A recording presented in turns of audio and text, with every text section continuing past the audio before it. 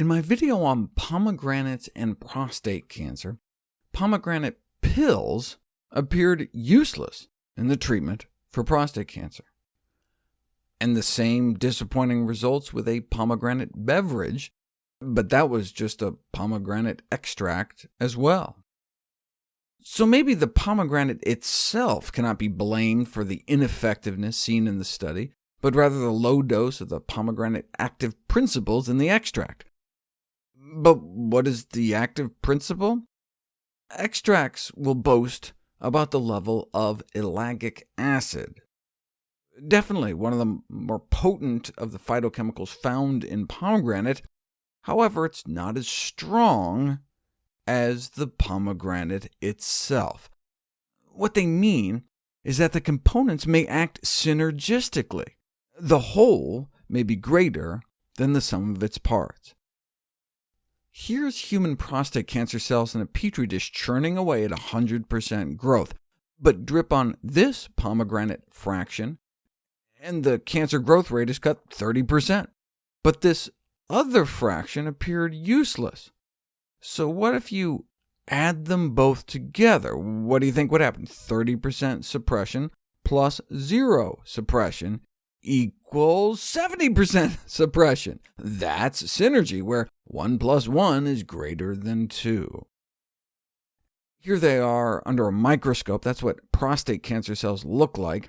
Here's with the 30% compound, here's with the useless one, and here's with both.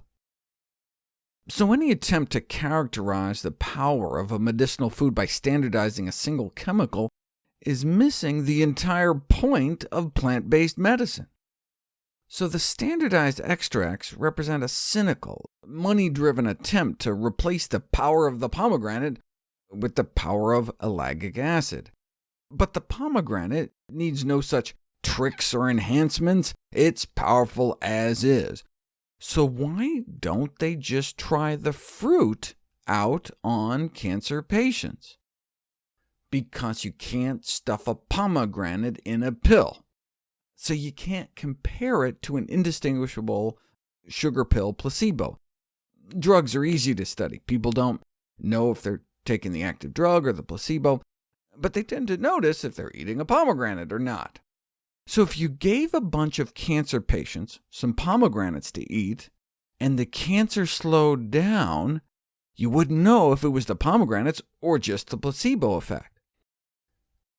Of course, the patients wouldn't care. If they got better, who cares? But to change medical practice, we want to know if the fruit is actually something special.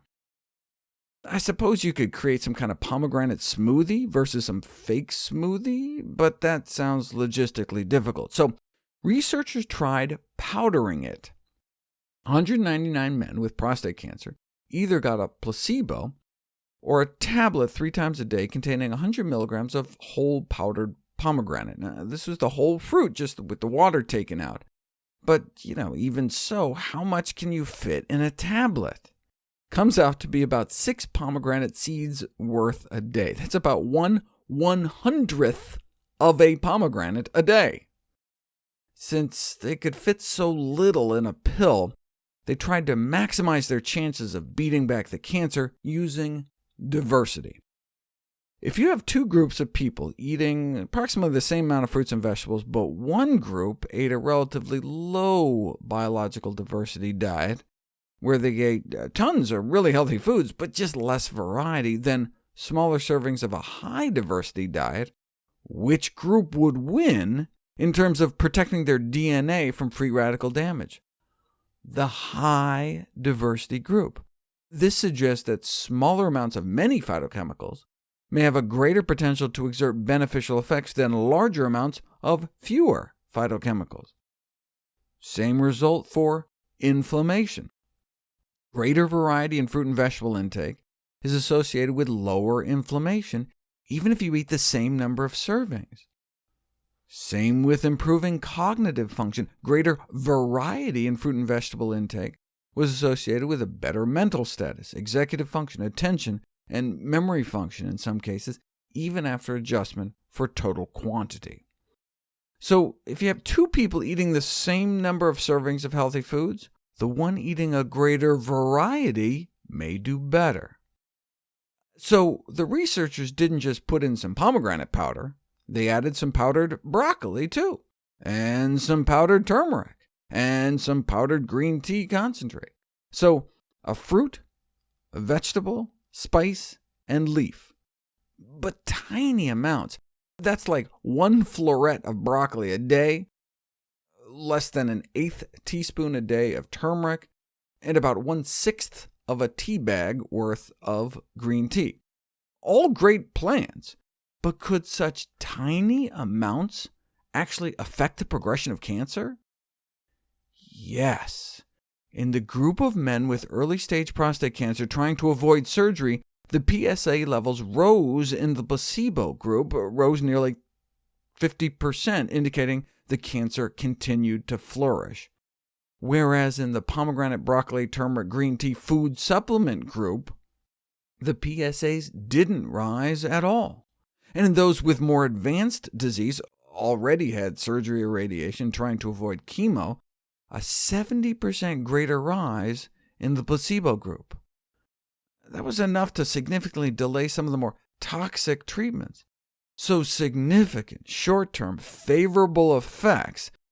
See, they only had enough money to run the study for 6 months, because it was a non-commercial endeavor funded by charity. This wasn't some supplement company. In fact, there was no supplement until the investigators dreamed it up from scratch. Of course, now there's a supplement, given the study's extraordinary results, but the only reason the researchers put the foods in pill form was to match it with the placebo.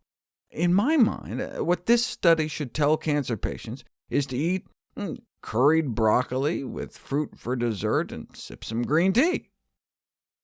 A completely plant-based diet may even shrink the tumor, not just slow it down, but there's no reason we can't do both. A plant-based diet chock full of especially powerful plants.